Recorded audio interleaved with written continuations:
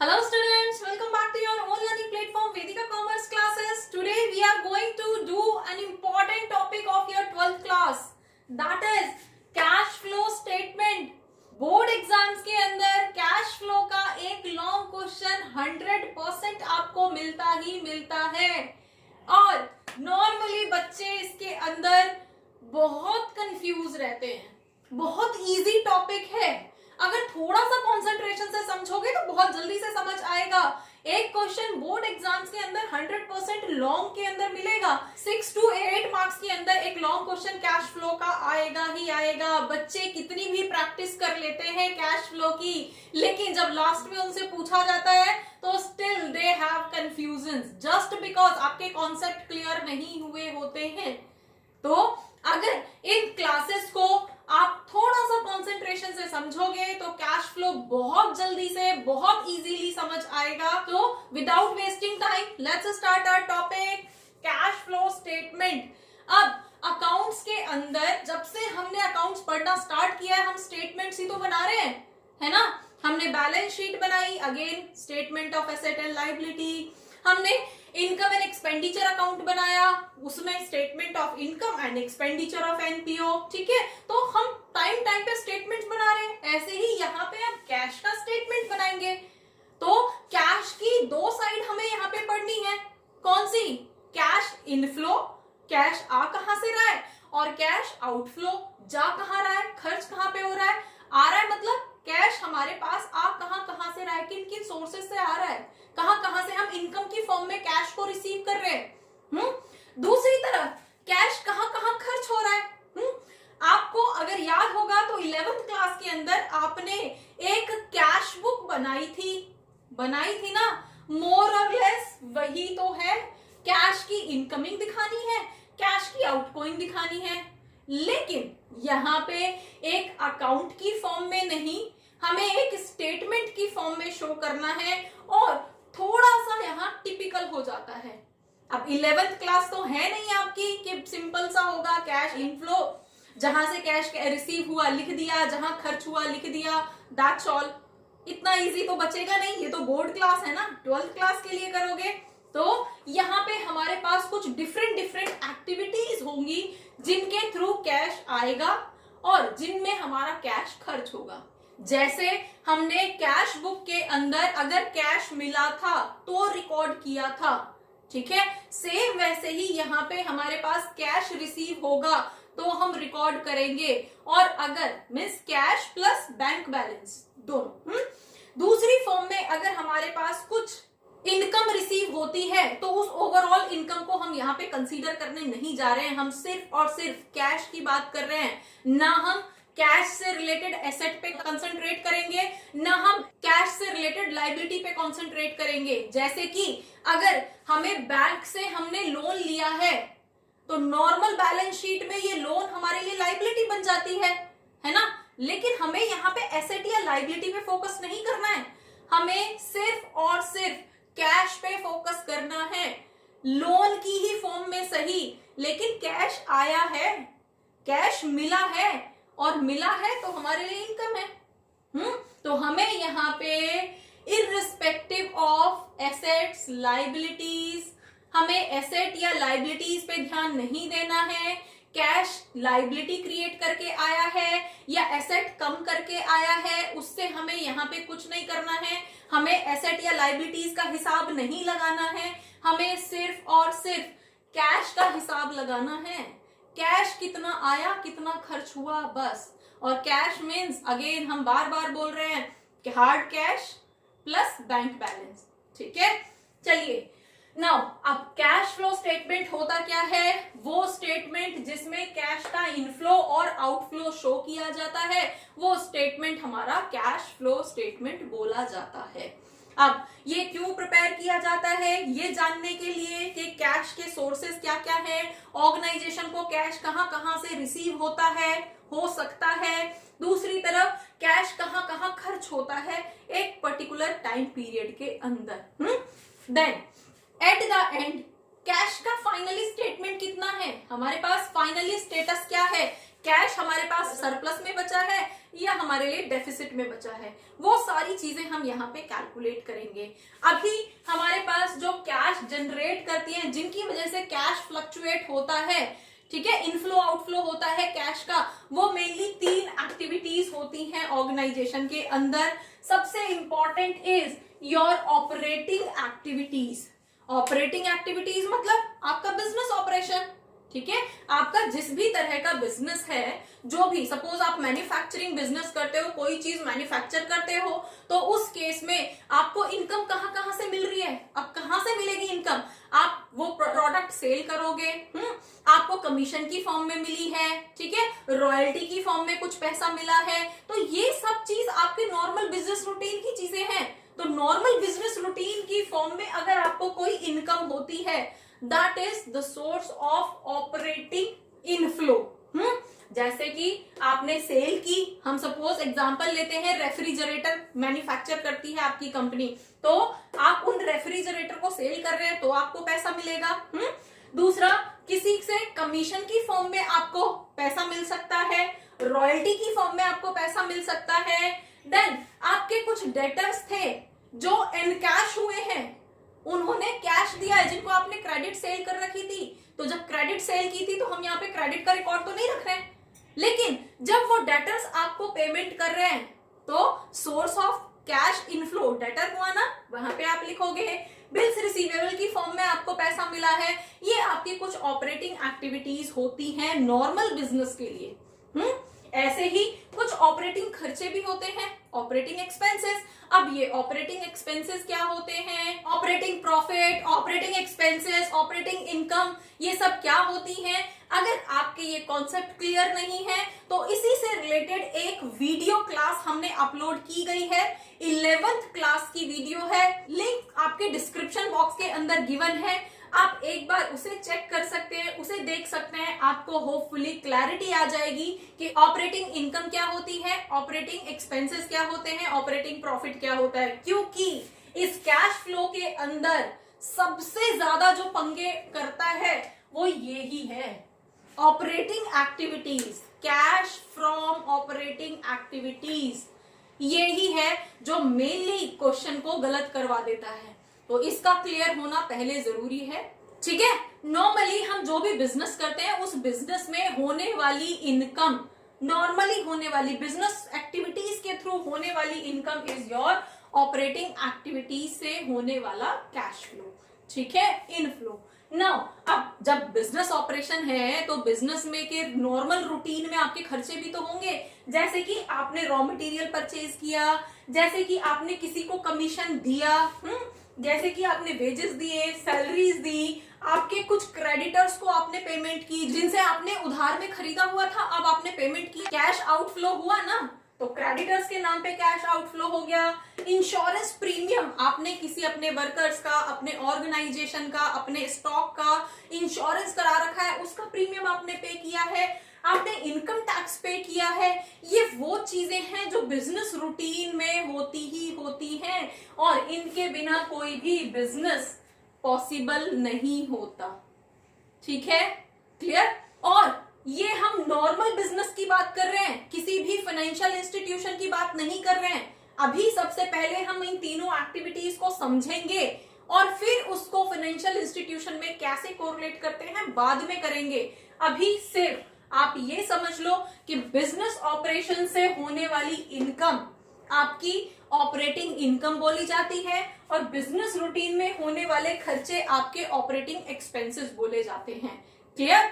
चलिए नेक्स्ट आपका आ जाता है इन्वेस्टमेंट एक्टिविटीज। अब इन्वेस्टमेंट एक्टिविटीज नाम से ही समझ आ रहा है, आपने इन्वेस्ट किया है अपने कैश को, ठीक है, उससे या तो कैश आ रहा है या जा रहा है। अब सबसे पहली चीज तो इन्वेस्टमेंट क्या होती है। अब सेविंग्स, इन्वेस्टमेंट क्या चीजें होती हैं, है ना। कई बार बच्चा यहाँ पे कंफ्यूज हो जाता है। नॉर्मली इन्वेस्टमेंट इज जब आप अपना कुछ पैसा एक किसी भी एसेट को खरीदने में खर्च करते हो, इस उम्मीद से कि इससे आपके फ्यूचर के लिए पैसा जनरेट होगा। किसी भी फ्यूचर प्रॉफिट की उम्मीद में जब आप कोई पैसा खर्च करते हो तो that is called your investment.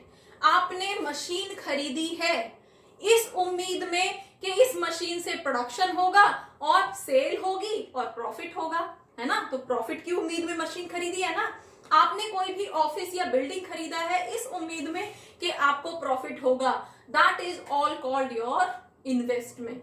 ठीक है, तो इस तरह की एक्टिविटीज, तो जब भी आप कोई फिक्स्ड एसेट खरीदते हो, अब खरीद रहे हो, एसेट तो आ रहा है, अब हम यहाँ कोई बैलेंस शीट तो बना नहीं रहे कि हम एसेट और लायबिलिटीज का हिसाब रखेंगे, हम तो कैश बुक बना रहे हैं ना, हम तो कैश फ्लो स्टेटमेंट बना रहे हैं। तो कैश फ्लो में कैश तो जा रहा है ना, क्योंकि हमने मशीन खरीदी है, हमारा फिक्स्ड एसेट है, हमने बिल्डिंग खरीदी है ऑफिस के लिए, या कोई भी फिक्स्ड एसेट हमने खरीदा है, उसकी वजह से हमारा कैश आउटफ्लो हुआ है, आउटफ्लो में दिखाओगे। ठीक है, next, purchase of securities for investment purpose only, मतलब फॉर इन्वेस्टमेंट पर्पस ओनली।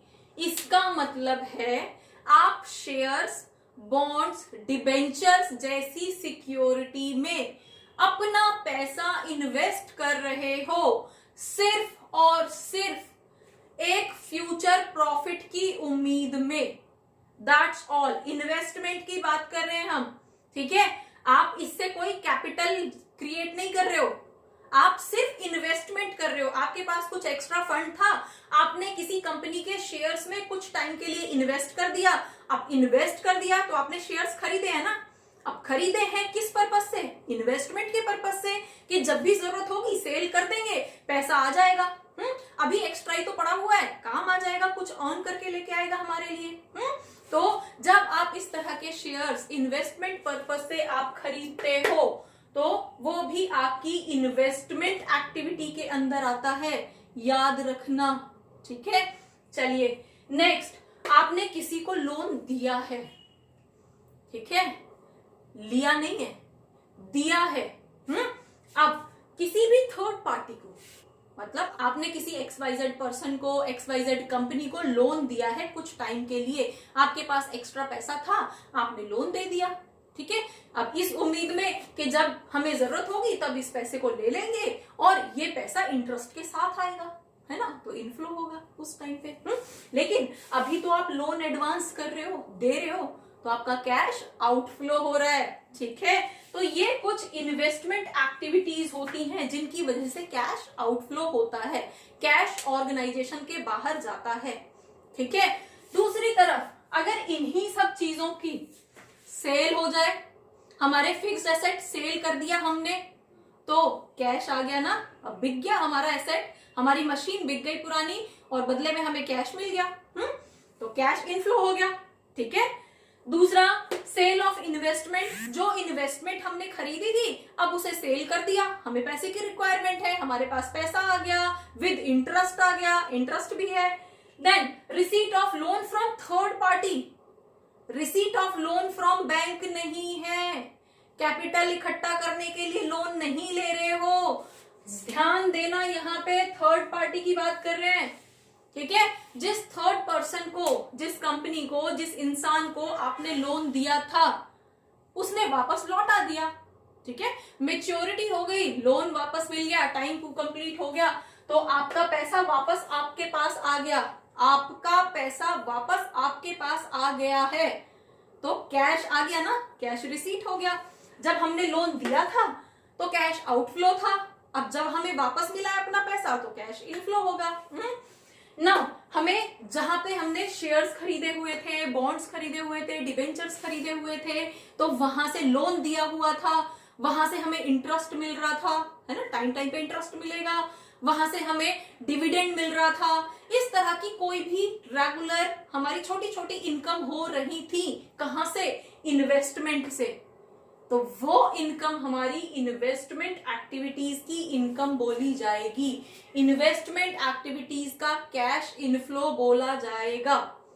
ठीक है, तो होपफुली आपको समझ आया होगा कि इन्वेस्टमेंट के अंदर हमारा कैश इनफ्लो कहां से होता है और कैश आउटफ्लो कहां से होता है, शेयर्स, बॉन्ड्स, डिबेंचर्स कब, किस कंडीशन में इन्वेस्टमेंट एक्टिविटी का पार्ट बोले जाते हैं, ये आपको होपफुली क्लियर हुआ होगा। ठीक है, अब थर्ड में आते हैं जो हमारी थोड़ी सी टिपिकल होती है, बच्चे कई बार कंफ्यूज होते हैं, लेकिन थोड़ा सा कंसंट्रेशन से पढ़ोगे तो समझ आएगा। Financing activities. अब फाइनेंसिंग एक्टिविटीज क्या समझ आ रहा है नाम से, हम अपने प्रोजेक्ट को फाइनेंस करने जा रहे हैं, उसके लिए हमें पैसे की जरूरत है। यही होता है ना फाइनेंसिंग एक्टिविटीज। जैसे कि हम कोई भी बिजनेस स्टार्ट करने जाते हैं तो कैपिटल इन्वेस्ट होता है ना। अब ये कैपिटल कहां से आता है, आप अपनी कंपनी अकाउंट बुक के अंदर shares, bonds, debentures, issue, redemption, यही सारी चीजें पढ़ते हो ना। शेयर इशू क्यों करते हैं हम, कैपिटल इकट्ठा करने के लिए ना, है ना। लोन क्यों लेते हैं, बैंक से लोन क्यों लेते हैं, अपने बिजनेस प्रोजेक्ट में इन्वेस्ट करने के लिए, है ना, बिजनेस में लगाने के लिए एक कैपिटल इकट्ठा करते हैं। तो वो कैपिटल हमारी लायबिलिटी होती है, लेकिन यहां हम बैलेंस शीट नहीं बना रहे हैं, यहां तो हम कैश फ्लो बना रहे हैं। तो लायबिलिटी के नाम पे ही सही कैश तो आ रहा है ना, शेयर्स इशू किए हैं तो कैश आ रहा है, डिबेंचर्स इशू किए हैं तो कैश आ रहा है, बैंक से लोन लिया है तो भी कैश आ रहा है।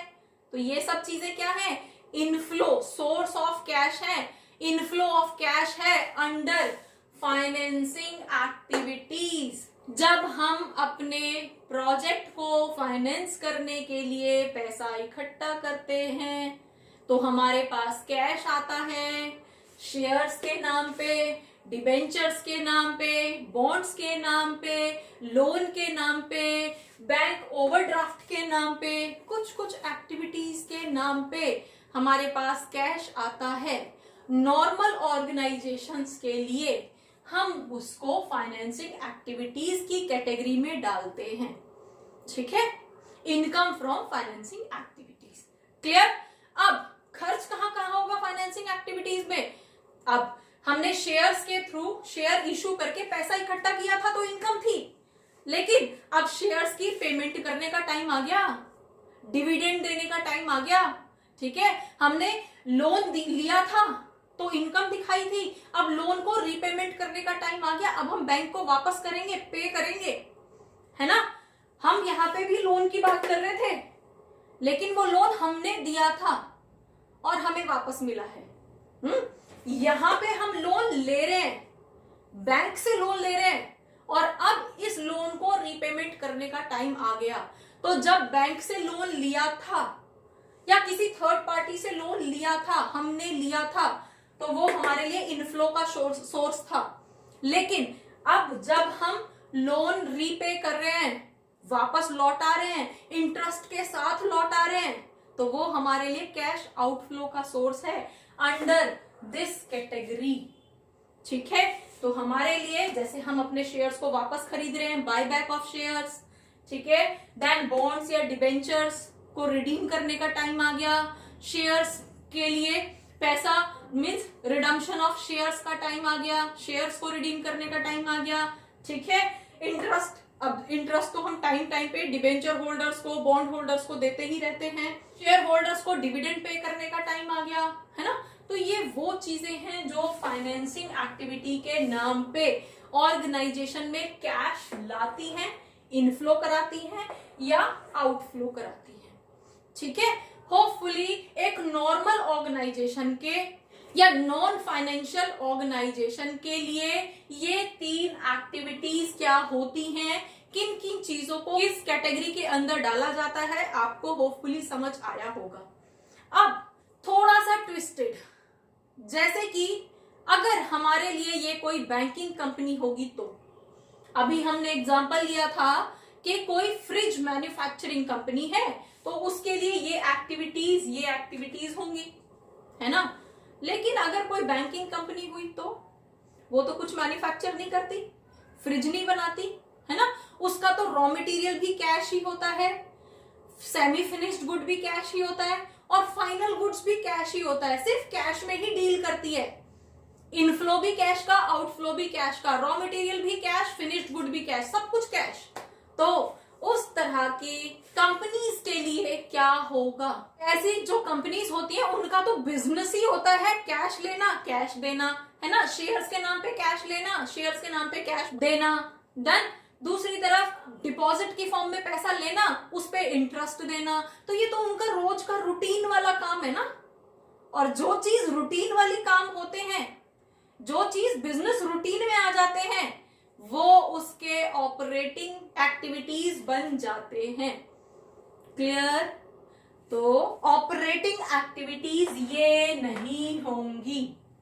फिर ये जो फाइनेंसिंग एक्टिविटीज है ये ही उसकी ऑपरेटिंग एक्टिविटीज हो जाएंगी, क्योंकि उसका तो काम ही है शेयर्स में इन्वेस्ट करना, लोगों से डिपॉजिट लेना, उस पे इंटरेस्ट देना, लोगों का पैसा किसी पोर्टफोलियो में इन्वेस्ट करना। तो उसका तो नॉर्मल रूटीन है ना ये।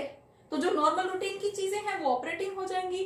तो financing companies, financing companies banking company हो सकती है, नॉन बैंकिंग कंपनीज हो सकती हैं, कोई भी फाइनेंशियल इंस्टीट्यूशन है तो उसके लिए ये एक्टिविटीज ही ऑपरेटिंग एक्टिविटीज बन जाएंगी। होपफुली आपको समझ आया होगा। अब जैसे हम एक एग्जांपल लेते हैं, अगर किसी ऑर्गेनाइजेशन ने सैलरी पे की है अपने स्टाफ मेंबर को तो ये उसका ऑपरेटिंग एक्सपेंस होगा। बैंकिंग कंपनी भी अगर सैलरी पे कर रही है तो वो उसका ऑपरेटिंग ही होगा, है ना। दूसरी तरफ अगर कोई भी कंपनी अपने पैसे को कहीं किसी इन्वेस्टमेंट में इन्वेस्ट कर रही है तो वो उसके लिए इन्वेस्टिंग एक्टिविटीज होगी। कोई फिक्स्ड एसेट खरीद रही है वगैरह वगैरह, तो वो इन्वेस्टिंग एक्टिविटीज होगी। एंड फाइनेंसिंग एक्टिविटीज अगर शेयर्स इशू करके पैसा कलेक्ट कर रही है तो वो उसके लिए फाइनेंसिंग एक्टिविटीज होगी नॉर्मल ऑर्गेनाइजेशन के केस में, नॉन फाइनेंशियल ऑर्गेनाइजेशन के केस में, ठीक है। और किसी भी फाइनेंशियल ऑर्गेनाइजेशन के केस में तो मोर और लेस यही एक्टिविटीज उसकी ऑपरेटिंग होती हैं और यही एक्टिविटीज उसकी फाइनेंसिंग होती हैं, ठीक है। बस बिजनेस ऑपरेशन से रिलेटेड, जैसे वो अपने स्टाफ मेंबर को सैलरी दे रहा है, वेजेस दे रहा है, ये कुछ कुछ एक्टिविटीज इसी में मर्ज हो जाती हैं, ठीक है। टैक्स पे कर रहा है तो ये कुछ कुछ एक्टिविटीज इसी में मर्ज हो जाती हैं। बहुत ज्यादा अलग से इसको करने की जरूरत नहीं होती। तो होपफुली कैश फ्लो स्टेटमेंट होता क्या है, कौन कौन सी एक्टिविटीज से पैसा इनफ्लो होता है, आउटफ्लो होता है, आपको समझ आया होगा। For its numerical calculation and many more typical and many more